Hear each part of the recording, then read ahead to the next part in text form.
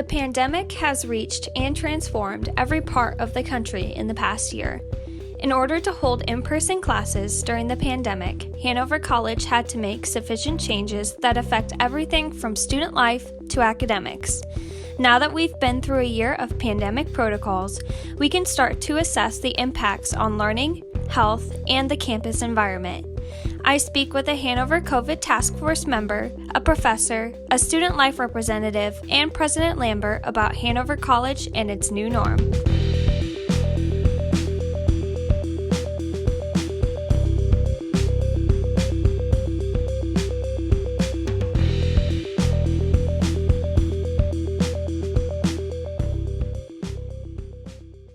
More than 130,000 confirmed cases of COVID-19 and in our war against the coronavirus. The Victorian government mandating people cover their faces. The U.S. reported more than 100,000 daily cases for the last 10 days.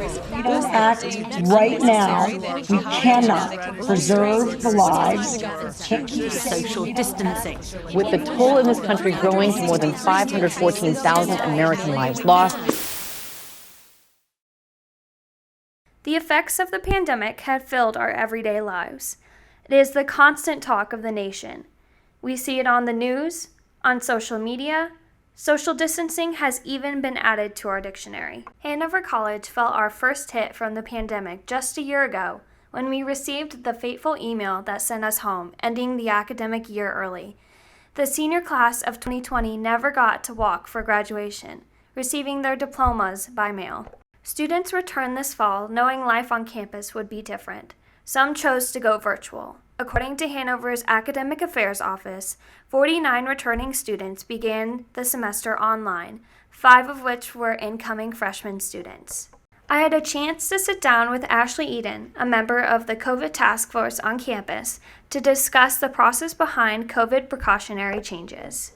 So I would say that intensive planning began in March after the shutdown.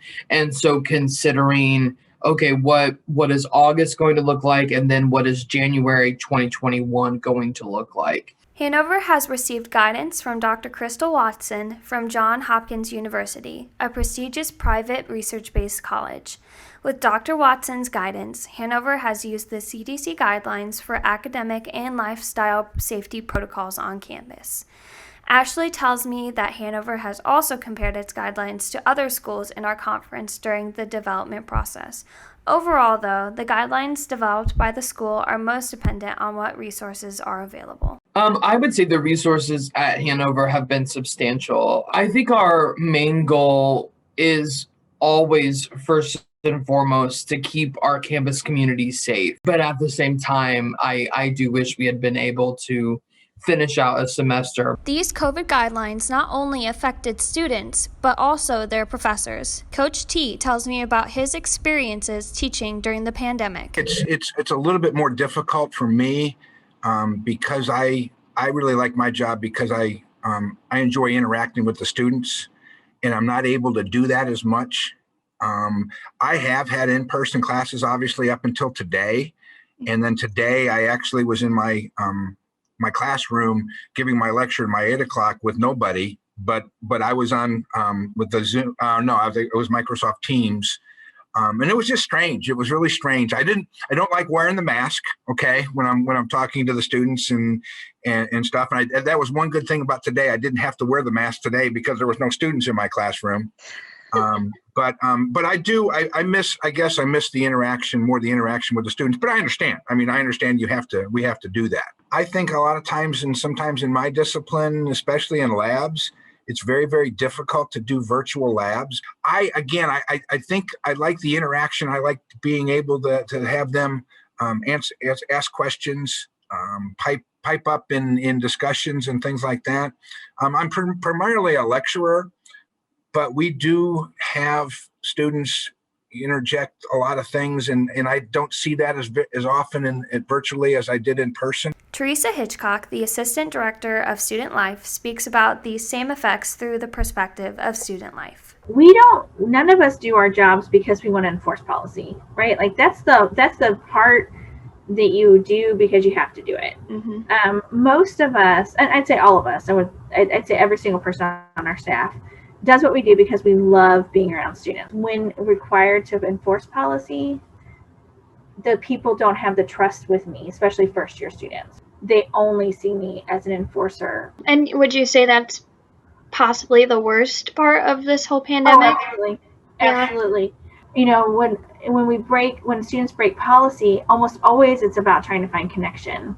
Finally, I went to the top executive of the campus to hear his side of the conversation. President Lambert took time out of his busy schedule to discuss his overview position on the COVID-affected campus.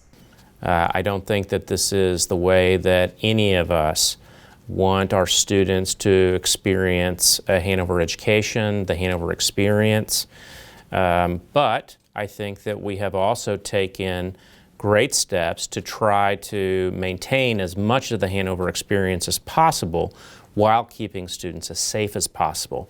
And that's always the dilemma, is how do you balance those things. Our college experience at Hanover is always a lot more than the classes. It's about the personal relationships, it's about the social environment, and that really has changed. And I think that we all know that, and we're trying to figure out, again, how best to maintain it. I think that there are some things that we've learned and that we might keep from this experience. Yeah, and I do have to be honest with you, at least over the Halloween weekend when everything kind of blew up again, I did see on some of my friends, not who go to Hanover, but other friends who go to other schools, on their stories, they were out partying like COVID didn't exist. It was crazy. And I talked to one of my friends who also goes to a private school, and she was saying that over half of their student population had already had COVID, and it was just kind of like, it wasn't a big deal. Like, she said it so nonchalantly. So it makes me feel a little bit as if Hanover is being a little too strict on their how they're regulating how we do everything. And I wanted to ask you why you think Hanover cares about enforcing these COVID precautions onto their students. I haven't heard a lot of criticism that we're too strict. Most of the criticism I hear is that we're too lenient, and that we should tighten it down even more. And as I mentioned, it is something of a balance. How do you protect health and safety and also have some semblance of a Hanover experience? I asked the same question to Ashley, Coach T, and Teresa as well. I would say from my perspective, the college was definitely, I wouldn't say the college has ever overreacted or has overstepped in any way. I don't disagree with Hanover being a little stricter, just because, again, I don't want to get it. But I don't think that our policies are too strict. I really, truly don't. None of it is out of line with what the CDC recommends at all. COVID-19 has affected many parts of our lives, but the brick walls on these ancient buildings are too strong to be torn down by a pandemic. They have survived wars, tornadoes, and pandemics before. This pandemic has been a part of our daily lives for a year now. It has changed many aspects of our time at Hanover from the outside, but has strengthened one of the core aspects of the college. And so I think we've developed a process that provides a community of care. And I would say that would be the best way I could describe our number one goal is we want students to feel that they're supported and that they're cared for. Life will continue on, just as these walls will continue to educate and cultivate lifelong memories for generations to come. I'm Clarice Shaley, and I'll see you around campus.